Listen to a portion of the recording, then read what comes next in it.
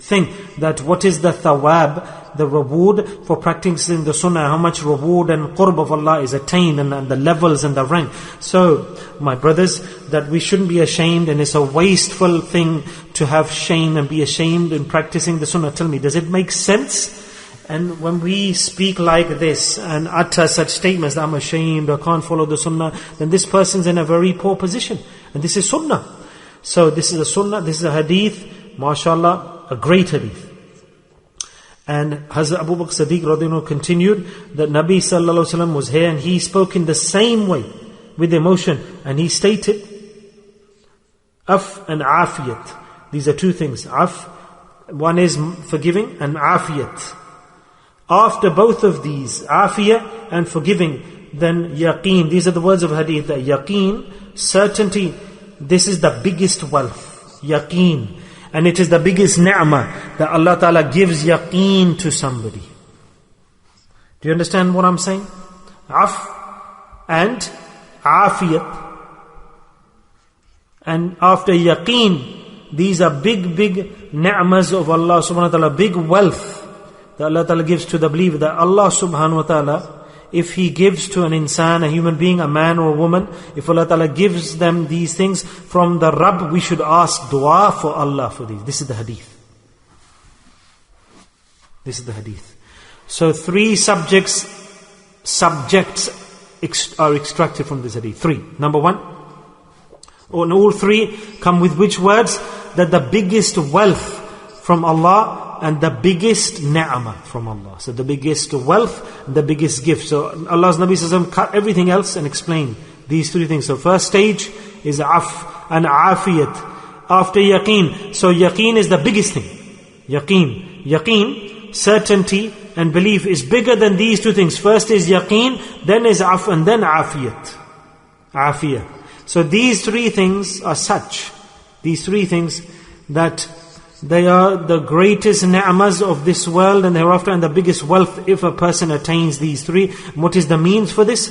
To do dua to Allah subhanahu wa ta'ala that Allah gives us these things. Buy something valuable. Will buy not only at the time of death, not only will we benefit from yaqeen at the time of death, not only will the questions of the grave become easy for us due to yaqeen, not only will the day of Hashr become easy with us if we have yaqeen, and not only will it be easy to cross the bridge of Sirat if we have yaqeen, and not only will yaqeen save me from Jahannam hellfire, and not only will yaqeen save me from hellfire, and not only will yaqeen deliver me the palaces of paradise, and not only will yaqeen give me the high level and rank in paradise, and not only will yaqeen give me firdaus and the high rank in Jannah. Why is this being told as a wealth? Because this will give me the sight and the vision of Allah subhanahu wa ta'ala in the hereafter. This is the reason why. So this is the wahid, one thing. Our ibadat, our worship, everything is dependent on Allah Ta'ala's vision to see Allah. What will give us Allah Ta'ala's vision? What will allow us to see Allah? Yaqeen, certainty. And where will we get this? In this world, on the earth's crust, we get yaqeen. This is where you get yaqeen. We get it from this dunya. So, this is yaqeen. And this same yaqeen, when a person, an insan, the first wealth they attained was yaqeen. And such a yaqeen, such a wealth that in the first sight of Rasulullah sallallahu alaihi wasallam, and it wasn't due to iman. What was it? The first reward that they attained by sitting in the company of Rasulullah sallallahu alaihi wasallam was yaqeen. That is how they became the sahabi, the sahaba. The person who didn't have the yaqeen, he wasn't a sahabi. He could be a human being and a mu'min, but if he didn't have yaqeen, he could not be a sahabi. And what were they all? The noble companions, the sahaba. And that's why it is stated that the sahaba, their maqam, their status, their maqam with the comparison of the rest of mankind, Rasulullah sallallahu alaihi wasallam said about his companions, that these people, the companions, take one companion, take any one of them, and if he take one, and he has his fist here, and he distributes the goodness, then the whole ummah, you can continue to spread and distribute gold to the heights of the mountains, but you cannot get to the reward of what the sahaba did. And what was the yaqeen? That in one expedition, one sahabi said, Subhanallah, Ya Rasulullah, O Prophet of Allah sallallahu alaihi wasallam, that how comes I can smell the fragrance coming from this mountain of Uhud? This is how much yaqeen he had. So much certainty that Jannah was so close to him that he said, Rasulullah, I can smell fragrance of Jannah.